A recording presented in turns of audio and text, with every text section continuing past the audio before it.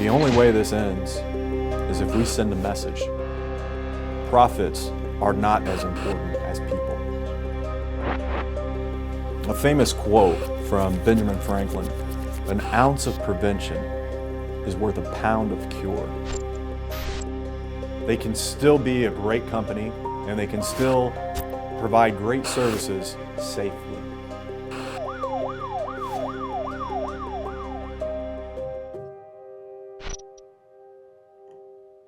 Out of Hancock County, police tell us that a man was hit and killed by a semi near the Amazon Distribution Center. That's on County Road 300 North, just west of Greenfield.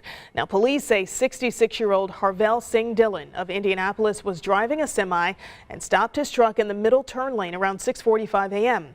He was hit by another semi as he walked across the westbound lane. The driver of the other semi is cooperating with police.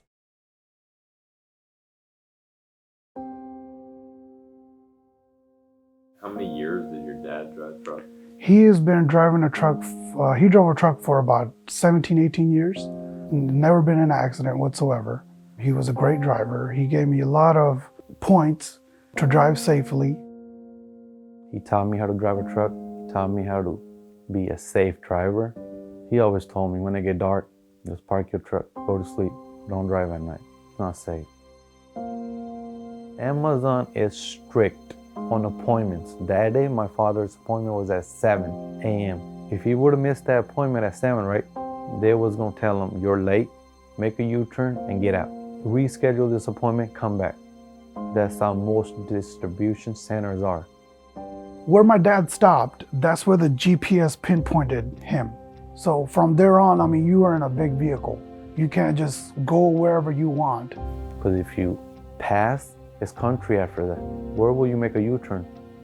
So the best thing you're gonna do is try to get out of your vehicle, walk the area, scope it. I believe that was his initial instinct. I would have done the same thing. This is the road that Harvell drove down, that thousands of other contractors drove down as they approached this Amazon fulfillment center. A lot of the time, they're coming for the first time.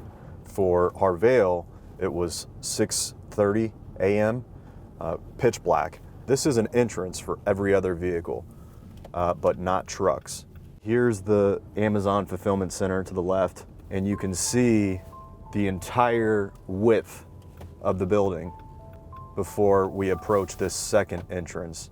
Again, this is an entrance for every other vehicle, but not for trucks. All Harvell has to go off of is this tiny little no truck sign, but it doesn't make sense to him because he has now driven the entire length of this Amazon fulfillment center. If he goes any further, he's going to pass the fulfillment center. This building that you may see that's further east is not affiliated with Amazon. It's Progressive Logistics, Inc., completely different entity. He can't do a U-turn. He can't turn in here. All you have to go off of is an address. Amazon does not warn you that you need to continue past the first two entrances before you enter a third entrance. And they were on notice. The same thing happened 6 weeks earlier. Same location. The same exact spot.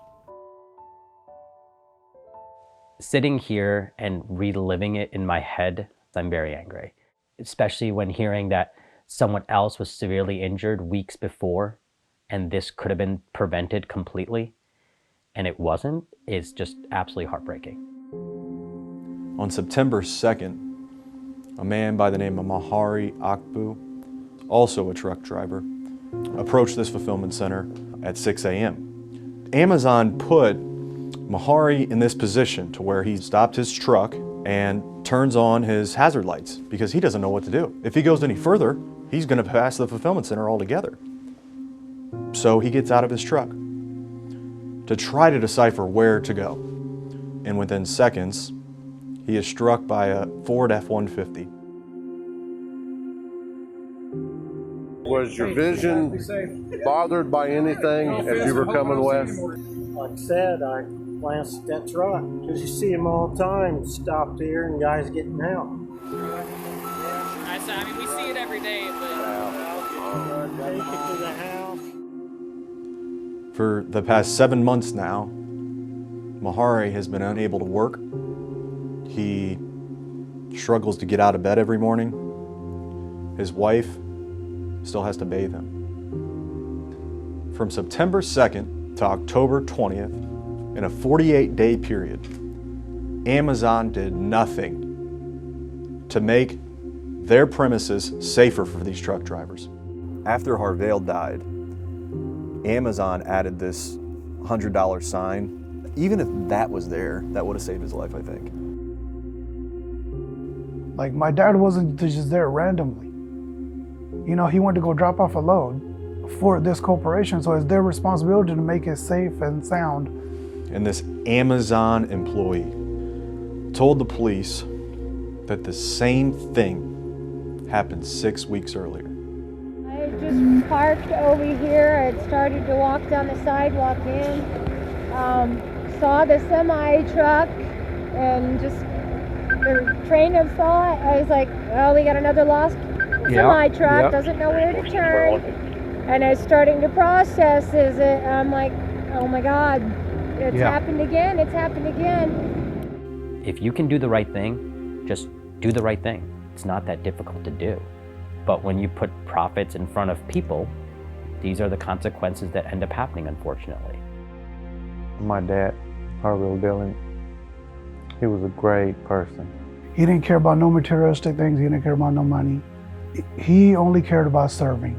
He was kind, selfless, family-oriented, community-oriented, very religious. He was just literally the most chill person you could possibly meet. He had no bad towards anyone. Always friendly, always smiling, never ever in stress. Just a happy person to be around. He would go out of his way at any given moment to go help somebody in need. I can't even explain how awesome he was. Losing him, it was difficult for not just family, but for the entire community, because how involved he really was with the community and how integrated he was with the community for how long he lived in Indianapolis. It happens twice. That's just not right. If there was something that happened, we need to take some corrective actions to fix the problem. Obviously, there weren't any actions taken. Yeah, Amazon is a big corporation. They don't care. My father was nothing to them, but something needs to be done. I took a step. Let's see who's behind me.